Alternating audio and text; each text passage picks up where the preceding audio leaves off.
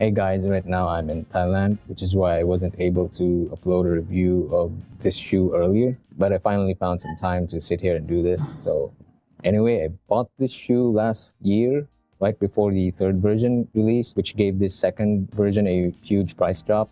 This makes it very interesting to see what you'll get at a very low price. So let's take a look at this shoe from Qiaodan and see how it stacks up to other cheap plated shoes. I bought the shoe around 2,600 pesos or $44. It was during a Shopee sale with vouchers added. You might notice the basketball logo and that the name sounds like Jordan. It's because the brand's name, pronounced Qiaodan or Qiaodan, is a transliteration of Jordan in Mandarin Chinese. There's been some controversy in its history where Michael Jordan filed a lawsuit against the brand, and I'm not going to go over the details, but you can look it up as it's quite interesting.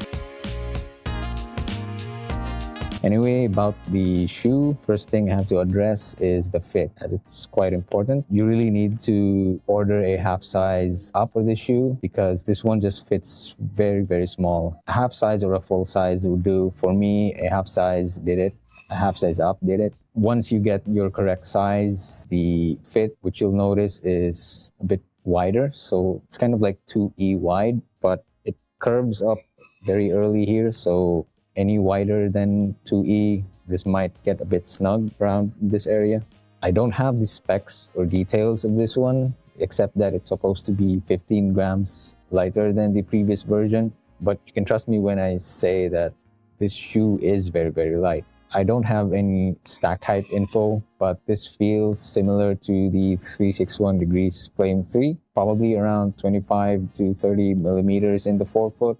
This one, though, feels like it has a slight negative drop in the heel. Both have the same insole height, which is around 2 to 3 millimeters. The laces are a bit too stretchy in this one. It's long enough for a runner's knot, and there isn't much padding in the heel, so nothing special here. The only issue I have with this shoe is its tongue.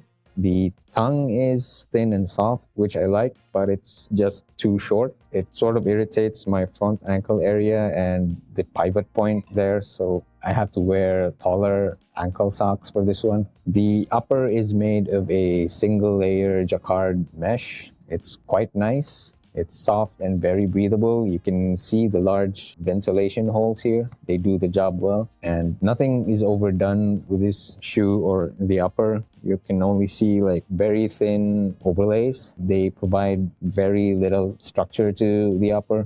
The outsole grip, this one is very excellent. It's called QASU. It grips very well, even on slightly wet roads. I was very confident running when it was in wet weather. There's a pro version of this shoe, which looks similar to this one. The difference is that the pro version is carbon plated and the midsole is made of PIBA. And that shoe is very stiff, very firm, as I've read in the reviews. While this one is nylon plated, the midsole is made of ETPU, and the reviews were right that this one is softer than the pro version. And to me, I wouldn't even call this a firm shoe. It's just the right and perfect amount of softness. Even if it's not like the pro version with pro specs, this one is very good at going fast and you can do your speed workouts in them. I believe you can even take this to a half marathon race if you want. This shoe has a springy and bouncy nature to it. It's kind of like the cheaper version of the Mizuno Neo Zen. Both shoes I found were very fun to run in. This is only a little bit firmer due to its lower stack height, and you can feel a bit more ground feel in this one. Now, the Mizuno Neo Zen has this sort of a little bit of a cushion feel to it. I just feel this one is much more streamlined. It's very bouncy. Both are bouncy and responsive though. Both are very fun shoes to run in. Another thing that I like is you don't feel the weight of the midsole in this one. It really has this like airy, light feeling when you run on them, even on long runs. But I'm not taking this any more than 2 hours though. You probably might want a bit more cushion on this one.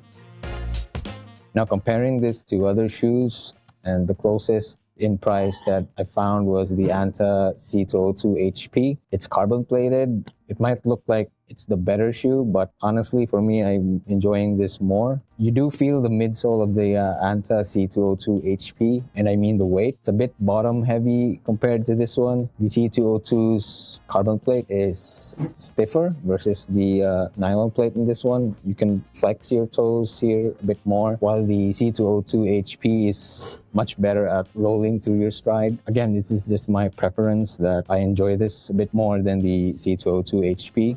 Not really a comparison, but to me, the 361 Flame 3 or 4 would be a good companion to this one. This would be your training shoe. You'll notice they have the same shape or almost the same outline. They can get a bit unstable in the heel. Both somehow have the same type of profile, I guess, only that this one is a bit softer. The Flame 3 a bit firmer and can roll through your stride much better. But if you don't like to spend on the Flame 3 or 4, you can pretty much use this shoe as a race day shoe.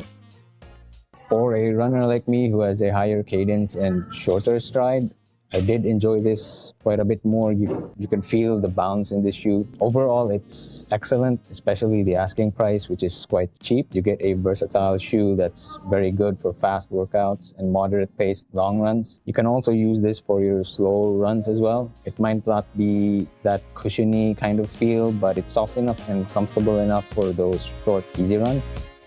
For me, this will do for my easy runs if I'm only stuck with having one shoe, and I can also do my fast workouts in. I highly recommend this shoe if you're on a budget. The third version is out, and you can check that out as well.